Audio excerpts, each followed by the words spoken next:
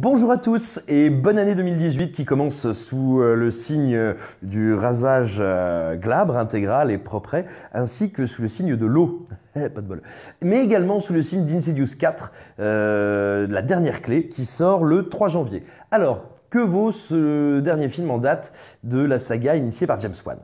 Écoutez, pas grand chose, pour une raison toute simple, c'est que vous l'avez déjà vu.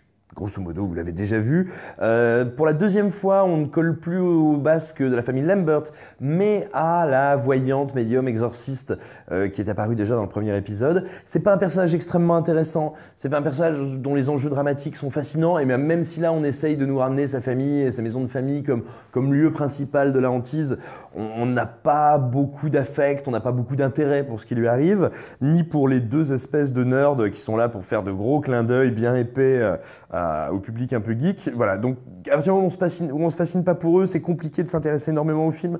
Les mécaniques de la peur, elles sont très surfaites, et surtout elles singent tellement grossièrement celles qui ont été mises en place par James Wan, qui est quand même déjà dans la citation, que du coup, voilà, c'est vraiment du jumpscare très épais, du travelling latéral comme vous en avez vu 15 000 fois avec au deuxième aller-retour une bête qui apparaît. Bon, donc voilà, le film fonctionne assez mal. Néanmoins, d'un point de vue esthétique, il y a quand même des créatures, des décors qui sont pas mal, avec toujours cette idée qui a été établie dès le premier Insidious et qui marche bien, d'une esthétique très numérique qui pourrait paraître cheap si elle n'entrait pas, on va dire, en affrontement avec des créatures, avec des fantômes qui sont pour le coup assez dissonants, pas loin du grotesque, pas loin du grand guignol, et du coup voilà, tout ça crée une tension qui est pas mal. Mais bon, c'est vraiment à réserver ou aux fans de la saga ou à ceux qui ont besoin d'un petit frisson des familles pas chères pour digérer la dinde-aux-truffes.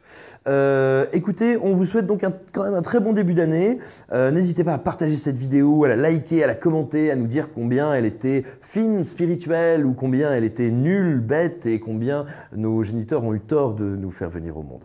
On vous embrasse très fort et on vous dit à bientôt. Stop.